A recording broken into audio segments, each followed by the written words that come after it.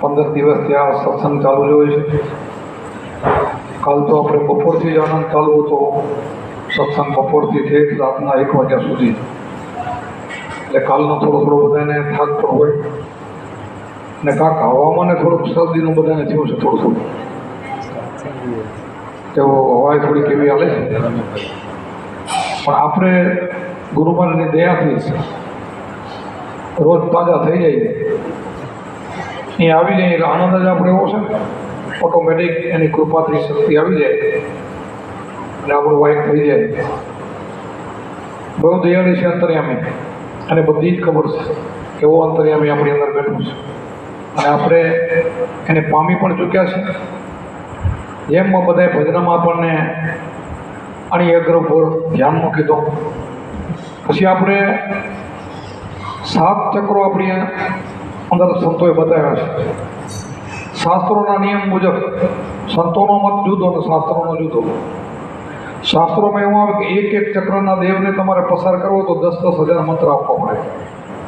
તે સાચી રીતના મંત્ર, પૂરો શ્વાસ ને પૂરો મંત્ર, શુદ્ધ મંત્ર. ક્યાંય પણ મન મારું દોડે ને એવા મંત્ર 10,000 રૂપિયા, 10,000 મંત્ર એક દેવને આપવા પડે, એક ચક્રના દેવને આપવા પડે. ત્યારે તમને એનાથી આગળ જવા દે. એક ચક્ર બટાવીને બીજામાં જાઓ, બીજામાંથી ત્રીજામાં, એમ કરતાં કરતાં તમે વૈષ્ણવમાં પહોંચો.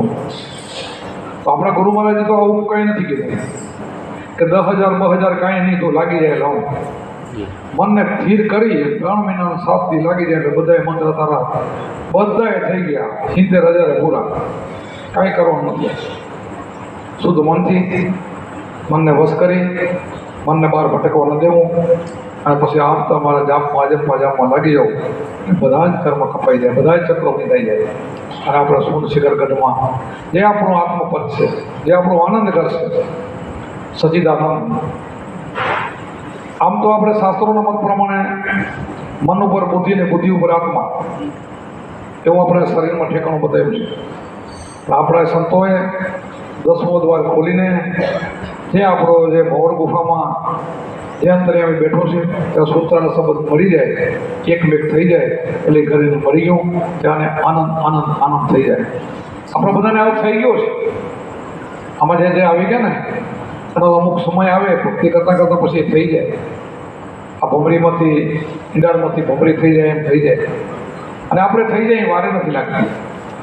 પણ એક નમેલી ગુરુની અને વચન રાખીને આપણે તમે વિચાર કરો કે આગળના યુગની અંદર કેવી પરીક્ષા. હરિશ્ચંદ્ર રાજા ગુરુના ખાલી દક્ષિણા દેવા માટે વેચાઈ ગયો આખો કુટુંબ. બીજા માટે નથી વેચાણો. તમે શાસ્ત્ર વાંચો, સાંભળ્યું છે. ગુરુને દક્ષિણા દેવા માટે, સોનામોર માટે આખું કુટુંબ, દીકરો વેચાણો, તારા વેચાણી અને ઘરેથી પોતે વેચાણો. વિચાર કરો.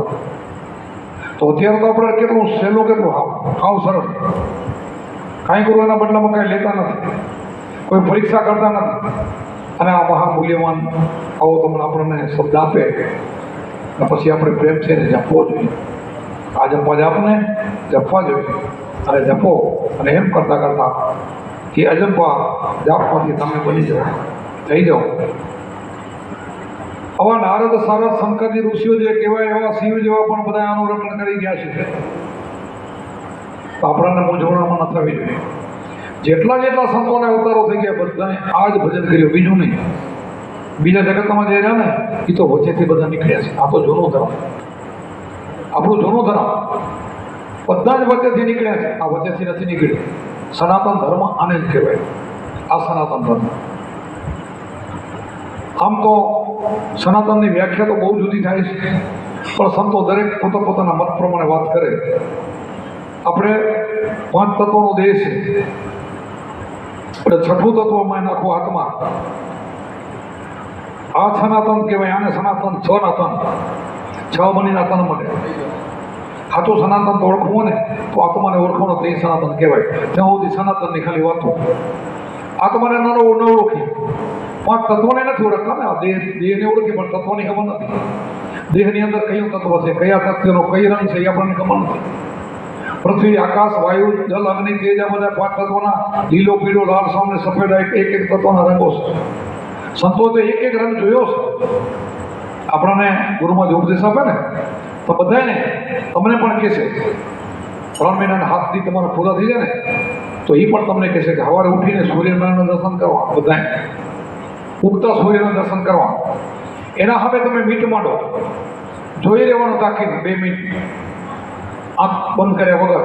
પછી આંખ તમે બંધ કરો ને એટલે સીધા તમને તત્વના રંગ દેખાય. આમાંથી દેખાય, ભજન કરો ત્યારે દેખાય. પ્રાય એક અનુભવ છે.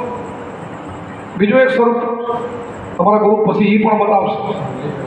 તમારો અસલી ચહેરો, તમારું જે અસલી સ્વરૂપ છે દેહનું, એ પણ રવિએ રમતો દેખ્યો બહુ ઝીણામાં ઝીણો, એ પણ સંતો બતાવે છે.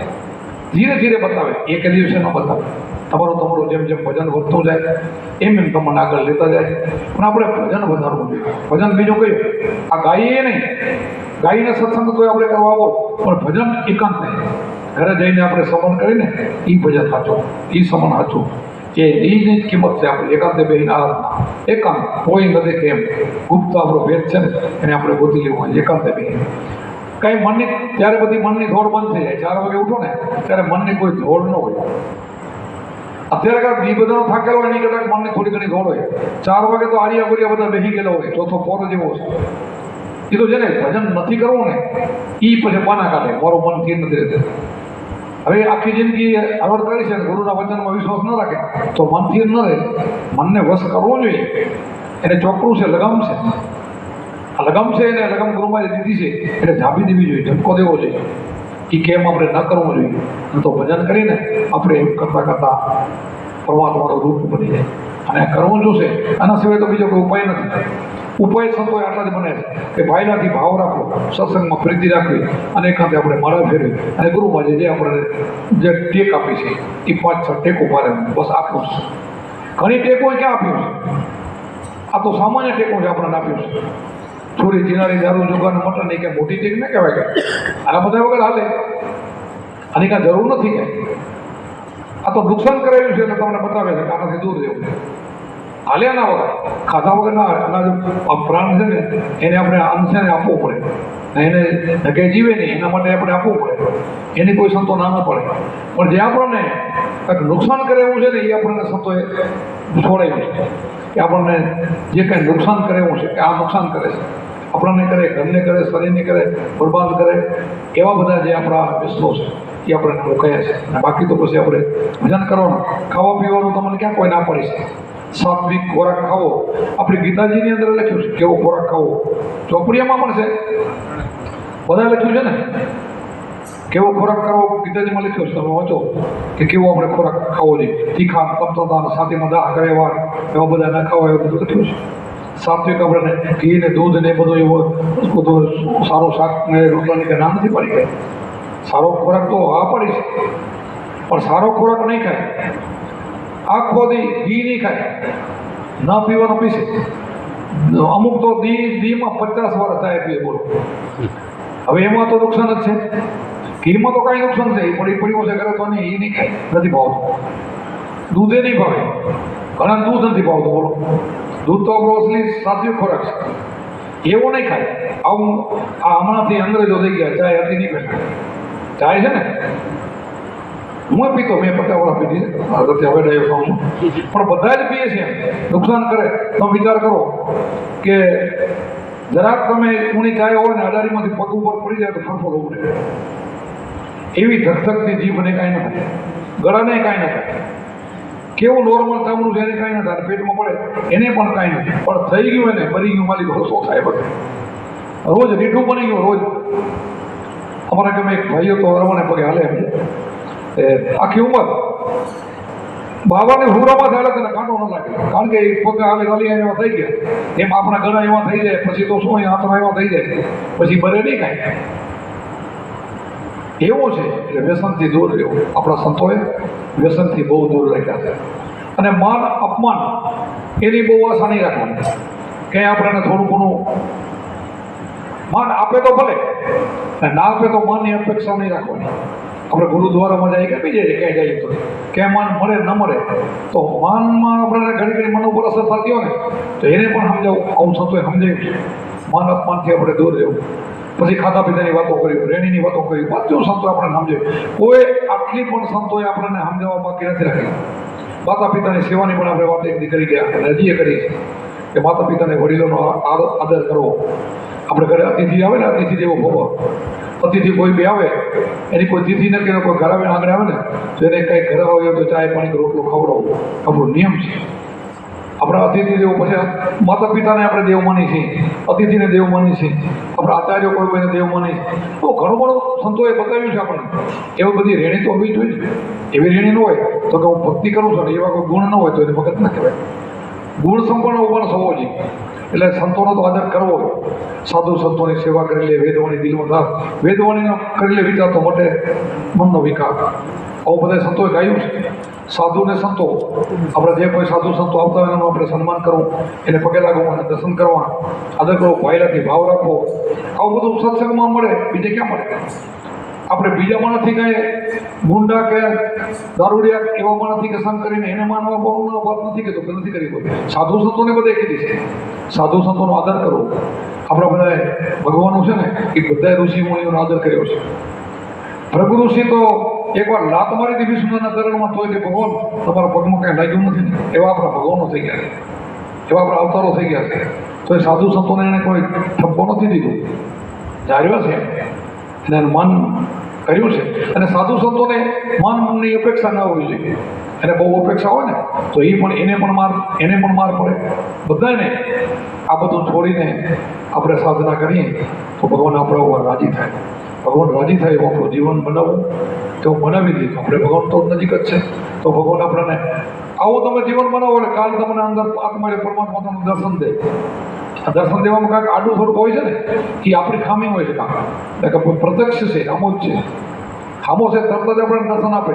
3 મહિનાના 7 દિવસ રવિ સાહેબે કીધું કે તમે અજંપા જાપ જપો ને તો તમારામાં એટલી તાકાત આવે, મળદું પડ્યું તો બેઠું કરી શકો. હું રવિ સાહેબ બોલ્યા. એટલી તો આ શબ્દની શક્તિ છે. ન થતું હોય તો થોડું કારણ છે.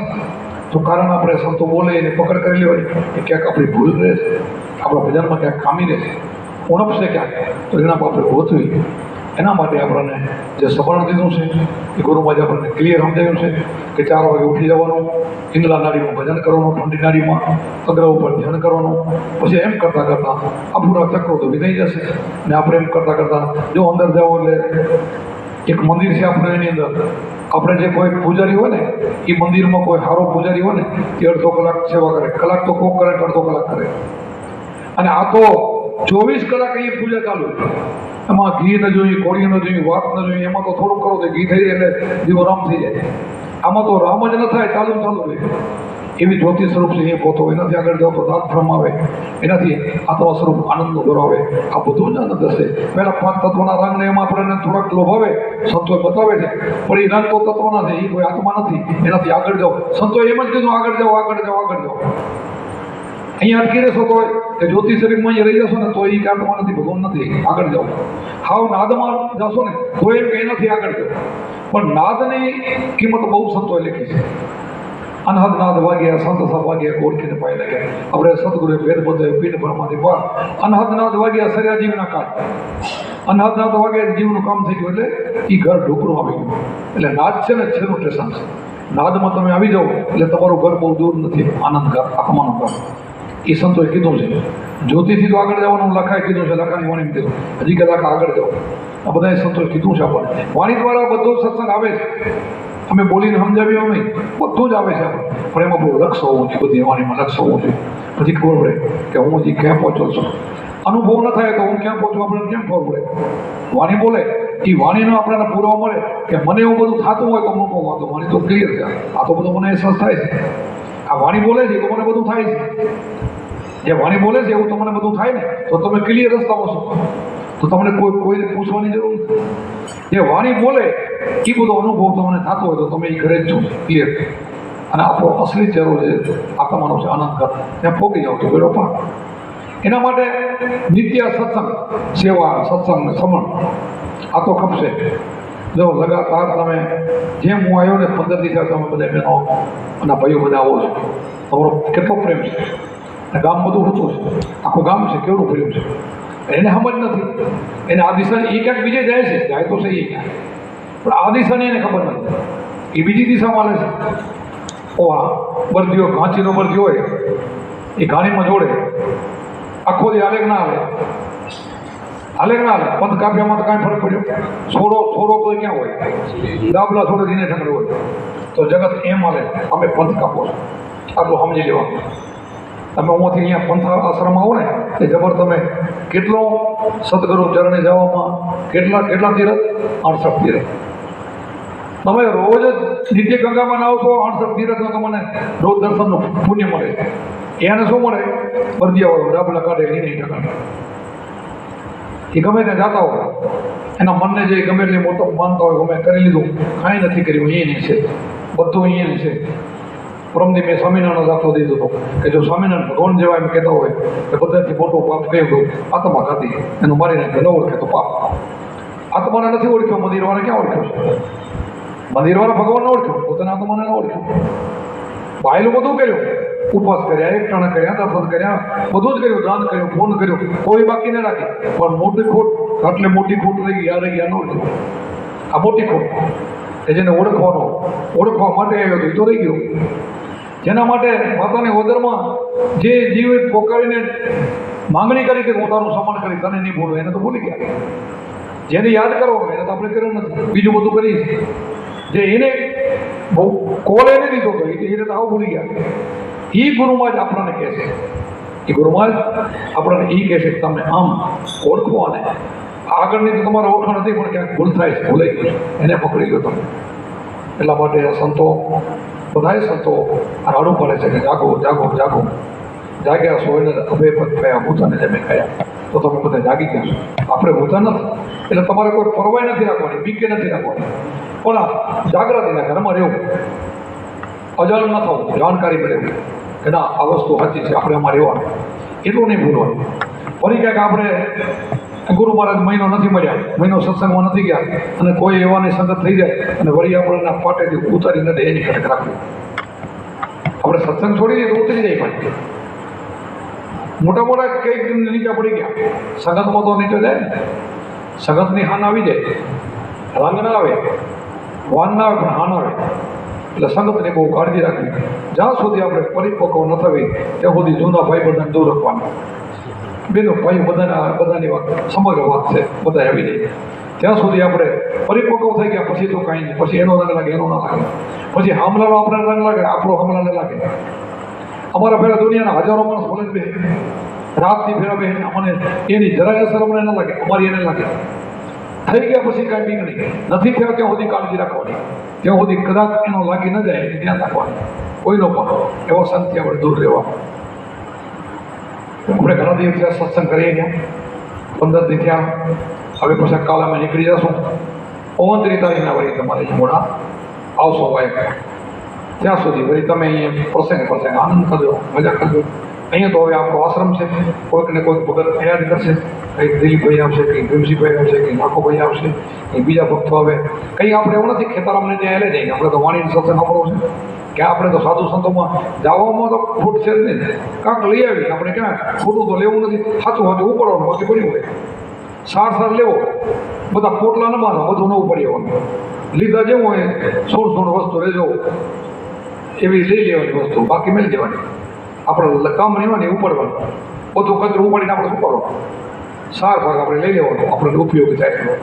બોલો સત્ય ગુરુદેવ કી જય, સનાતન ધર્મ કી જય, अपने अपने गुरु महाराज की